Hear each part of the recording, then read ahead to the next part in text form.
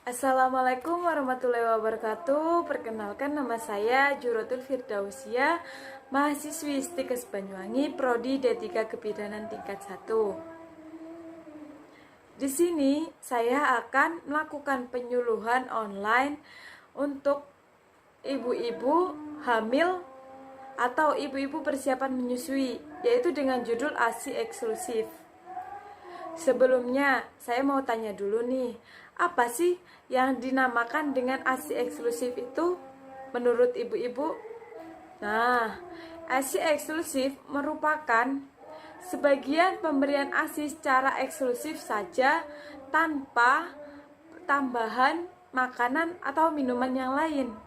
Biasanya, ASI eksklusif ini baik diberikan untuk bayi yang baru lahir sampai usia 6 bulan tanpa tambahan makanan atau minuman yang lain.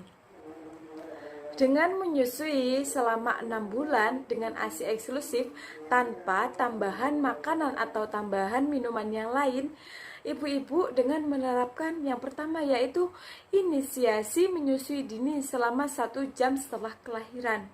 Jadi ibu-ibu setelah kelahiran menyusui selama 1 jam. Dan yang kedua yaitu ASI eksklusif diberikan pada bayi hanya ASI saja tanpa tambahan makanan atau minuman yang lainnya. Kemudian yang ketiga yaitu ASI diberikan secara on demand atau kebutuhan bayi setiap harinya. Contohnya bayi mau tidur, itu diberikan ASI. Yang selanjutnya yaitu ASI diberikan tidak menggunakan dot, cangkir, ataupun sejenisnya. Tetapi ASI eksklusif itu diberikan secara langsung dari payudara ibu ke bayi. Kemudian komposisi ASI. Ada yang mengetahui nggak ibu-ibu apa yang terkandung dalam komposisi? Nah, yang selanjutnya nih, saya akan menjelaskan tentang apa kandungan-kandungan yang ada di dalam air susu ibu tersebut sehingga penting untuk diberikan kepada bayi ibu. Ada yang tahu apa? Yang pertama, yaitu protein. Protein mengandung asam amino esensial, taurin yang tinggi untuk pertumbuhan mata. Jadi, ASI itu wajib loh diberikan untuk bayi, sehingga untuk pertumbuhan matanya agar matanya sehat. Yang kedua yaitu karbohidrat. Yang ketiga, kandungan ASI tersebut ada lemak. Lemak ASI yang pertama yaitu sebagai sumber kalori. Yang kedua yaitu sebagai sumber vitamin yang larut. Yang ketiga yaitu sebagai sumber lemak yang esensial. Selanjutnya, ASI juga mengandung mineral. ASI mengandung mineral yang lengkap sampai umur 6 bulan. Itu ASI masih mengandung mineral yang lengkap. Yang selanjutnya yaitu ASI mengandung air 88%. Dari ASI terdiri dari air yang berfungsi untuk meredakan rasa haus, untuk melarutkan zat-zat yang ada di dalamnya. Yang selanjutnya yaitu vitamin. ASI juga mengandung vitamin loh ibu-ibu. Nah, vitamin dalam ASI diantaranya vitamin A, vitamin D, dan vitamin C. Kandungan dalam ASI yang selanjutnya yaitu kalori. Dalam ASI terkandung kalori 90% dari karbohidrat dan lemak, 10%-nya dari protein. Nah, yang selanjutnya yaitu keunggulan ASI. Adapun beberapa keunggulan ASI lah ibu-ibu, jangan meremehkan ASI itu ya. Yang pertama yaitu memenuhi syarat untuk mengandung semua zat gizi untuk membangun dan menyediakan energi dalam susunan yang dibutuhkan oleh bayi. Yang selanjutnya yaitu tidak memberatkan fungsi saluran cerna dan ginjal. Yang selanjutnya memiliki zat anti-infeksi dan juga antibodi, sehingga bayi memiliki kekebalan yang kuat loh ibu-ibu, atau kekebalan yang maksimal, sehingga bayi tidak rentan oleh penyakit karena bayi juga diberikan ASI oleh ibunya. Yang selanjutnya yaitu ASI tidak pernah basi. Yang selanjutnya mempunyai suhu yang tepat dan dapat diberikan kapan saja, di mana saja. Yang selanjutnya pasti dong selalu aman dan bersih untuk diberikan kepada bayi. Nah, ibu-ibu ada yang tahu nggak apa itu keuntungan ASI bagi bayi dan juga bagi ibu? Baik, saya akan menjelaskan keuntungan ASI. Yang pertama bagi bayi dulu ya ibu-ibu. Yang pertama yaitu membantu bayi memulai kehidupannya dengan baik. Jadi, apabila bayi mengkonsumsi ASI dengan baik atau bahkan mengkonsumsi ASI eksklusif mulai baru lahir hingga sampai 6 bulan, maka bayi tersebut akan dibentuk badan yang kuat dan tidak rentan terhadap penyakit. Karena salah satu kandungan ASI juga mengandung antibodi atau anti-infeksi untuk menangkal penyakit. Yang selanjutnya yaitu kolesterum atau susu, jelong atau susu. Pertama, mengandung antibodi yang kuat untuk mencegah infeksi. Nah, yang seperti saya jelaskan barusan ya ibu-ibu. Yang selanjutnya yaitu ASI mengandung campuran yang tepat berbagai bahan makanan untuk bayi. Jadi, ASI itu terdapat beberapa campuran yang baik untuk pertumbuhan bayi, sehingga juga baik untuk dikonsumsi terhadap bayi. Nah, yang selanjutnya yaitu ASI mudah dicerna oleh bayi. Itu udah pasti ya ibu-ibu. ASI baik dicerna untuk bayi, sehingga pertumbuhan bayi menjadi bagus. Yang selanjutnya yaitu ASI tanpa makanan tambahan adalah cara yang terbaik. Lah, kenapa? Ada yang tahu nggak ibu-ibu? Kenapa bayi mulai baru lahir sampai 6 bulan tidak boleh dikasih makanan tambahan? Keuntungan ASI bagi ibu. Yang pertama yaitu pemberian ASI selama beberapa hari pertama membuat rahim berkontraksi dengan cepat dan juga dapat memperlambat perdarahan. Jadi, jangan khawatir ibu-ibu, jangan takut untuk menyusui atau memberikan ASI setelah melahirkan kepada bayi, karena juga berdampak baik loh, dapat memperlambat perdarahan sehingga tidak terjadi perdarahan yang hebat kecuali dengan indikasi tersebut. Yang selanjutnya yaitu memperlancar penurunan berat badan. Ya, bagi ibu-ibu yang pingin badannya langsing ataupun seimbang berat badannya, itu dapat memberikan ASI. Jangan khawatir ibu, dengan pemberian ASI berat badan ibu juga bisa turun loh. Yang selanjutnya yaitu ibu menyusui yang haidnya belum muncul, kemungkinan untuk hamil kembali. Nah, yang selanjutnya yaitu penting bagi ibu untuk mencurahkan kasih sayang kepada bayi. Jadi, menyusui merupakan bentuk kasih sayang ibu terhadap anak. Adapun upaya-upaya untuk memperbanyak ASI ibu. Yang pertama yaitu disarankan ibu untuk istirahat yang cukup. Jadi, dengan istirahat yang cukup, ASInya lancar dan banyak sehingga dapat dikonsumsi baik untuk bayi.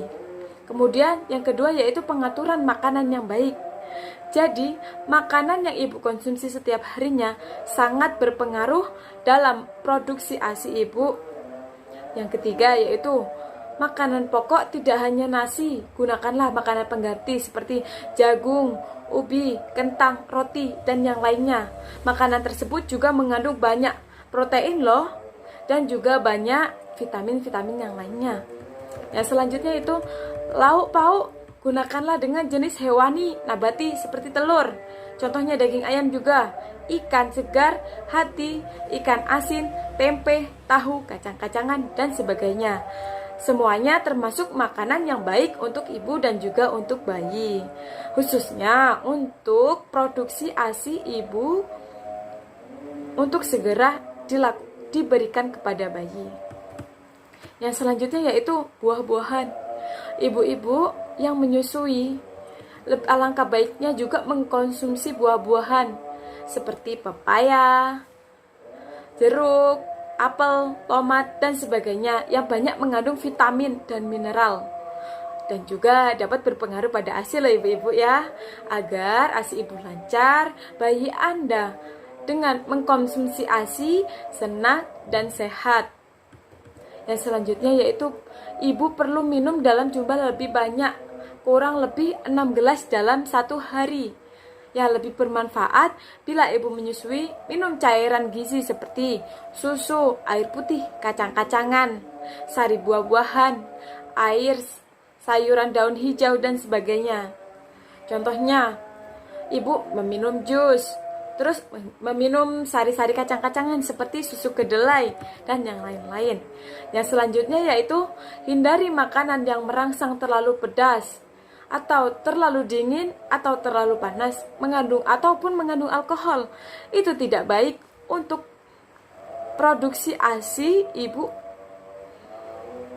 dan juga untuk menjaga alat-alat pencernaan yang lainnya. Nah, untuk bayi itu harus yang pertama yaitu bangunkan bayi juga untuk waktu menyusui loh ibu-ibu.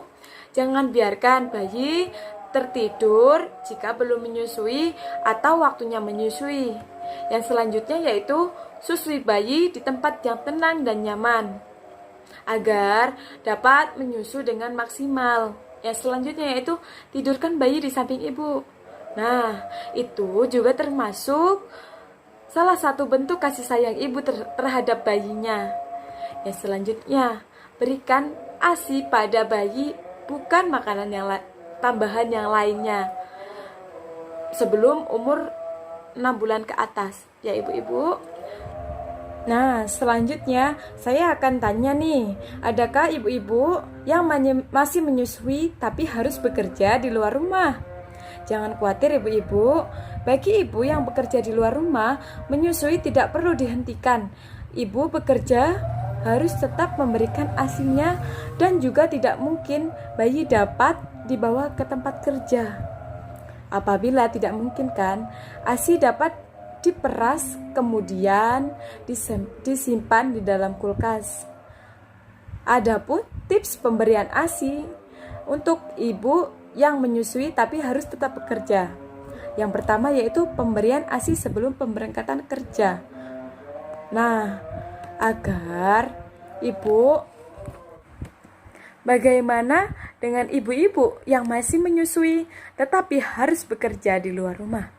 Nah, berikut ini adalah tipsnya untuk ibu-ibu yang harus bekerja di luar rumah. Yang pertama yaitu berikan ASI sebelum berangkat kerja ataupun sesudah sepulang kerja, agar bayi terpenuhi gizinya untuk diberikan ASI kepadanya. Yang kemudian yang kedua, peras atau pompalah ASI setiap 3-4 jam sekali secara teratur. Hal ini dapat dilakukan agar produksi ASI tetap terjaga kualitas atau kuantitasnya. Yang selanjutnya yaitu pilihlah waktu di mana payudara dalam keadaan yang paling bernutrisi, pada umumnya terjadi di pagi hari. Itu harus diberikan kepada bayi sebelum ibu berangkat kerja. Yang selanjutnya yaitu semua peralatan yang akan digunakan telah disterilisasikan terlebih dahulu. Ya, karena untuk kepentingan bayi juga loh ibu-ibu, harus bersih dan juga steril. Sebaiknya dibersihkan segera setelah digunakan agar bisa sisa air susu tidak mengering dan sulit untuk dibersihkan. Jadi, setelah menggunakan pompa ASI tersebut, harus segeralah ibu untuk membersihkan pompa tersebut dan disterilisasikan agar ASI tidak mengering dan tidak sulit untuk dibersihkan. Yang selanjutnya yaitu pilih tempat yang tenang dan nyaman pada saat memerah susu. Tempat yang ideal seharusnya di mana ibu tidak terganggu oleh suara bel pintu atau telepon masuk di tempat kerja, mungkin bisa di ruangan rapat atau kosong, toilet dan lain-lain. Karena semua akan berpengaruh terhadap pemompaan susu ibu. Yang selanjutnya yaitu cuci tangan dengan sabun. Nah, ibu-ibu jangan lupa ya, sebelum kita memeras ASI atau memompa ASI, kita melakukan cuci tangan 6 langkah dengan sabun dan juga air mengalir, karena juga untuk kepentingan kebersihan kita. Yang selanjutnya yaitu sebelum memulai, minumlah segelas air atau cairan yang lainnya seperti susu, sari buah atau jus atau sup. Disarankan minum air hangat agar membantu menstimulisasi payudara, agar pemompaan lancar dan aliran air susu juga lancar atau ASI juga lancar. Yang selanjutnya yaitu saat memeras ASI, ibu harus dalam kondisi yang santai, tidak boleh terburu-buru, tidak boleh terasa resah atau gelisah atau yang lain. Kondisi psikologis ibu menyusui sangat menentukan keberhasilan ASI eksklusif. Jadi, apabila ibu terdapat masalah yang banyak dan ibu stres atau kepikiran atau yang lainnya, itu dapat berpengaruh loh Bu dengan jumlah ASI, kualitas ASI yang dikeluarkan untuk bayi. Yang selanjutnya yaitu lakukan perawatan payudara atau massage atau pemijatan payudara serta kompres dengan air hangat dan dingin secara bergantian agar produksi air ASI lancar dan juga payudara tidak merasa keras ataupun mengeras sebelum menyusui. Itu termasuk perawatan menyusui untuk ibu maupun perawatan payudara sendiri. Yang selanjutnya yaitu jika ada masalah dengan ASI, jangan ragu untuk menghubungi dan konsultasi kepada bidan terdekat atau kepada Nah, ibu-ibu, yang selanjutnya yaitu kita membahas tentang kerugian tidak menyusui atau memberi akan ASI eksklusif. Ada yang tahu apa?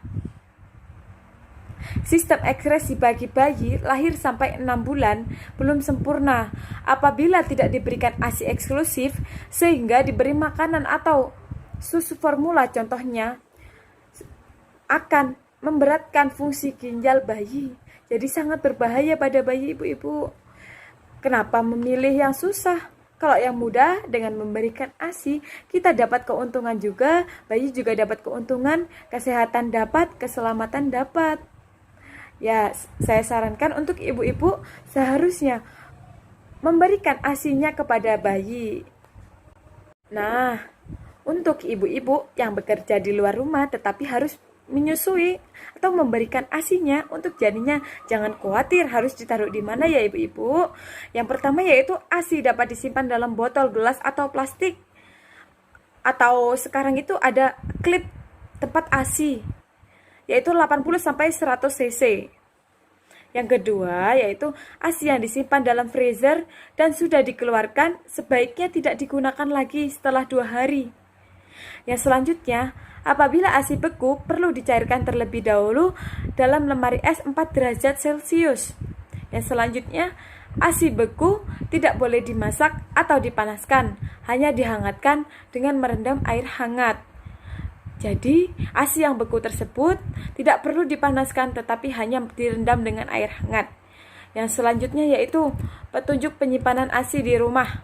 Yang pertama, kita harus cuci tangan terlebih dahulu ya ibu-ibu dengan sabun dan air mengalir, dan juga pastinya dengan teknik 6 langkah. Yang selanjutnya, setelah pemerasan atau pemompaan ASI dapat disimpan dalam freezer. Dan jangan lupa ibu-ibu menulis tanggal, jam, dan harinya. Baik, sebelum penyuluhan ini saya akhiri, apakah ada yang perlu ditanyakan untuk ibu-ibu? Dan mohon maaf apabila dalam penyuluhan ini banyak kata-kata yang kurang baik. Saya mohon maaf. Wabillahi taufiq wal hidayah. Wassalamualaikum warahmatullahi wabarakatuh.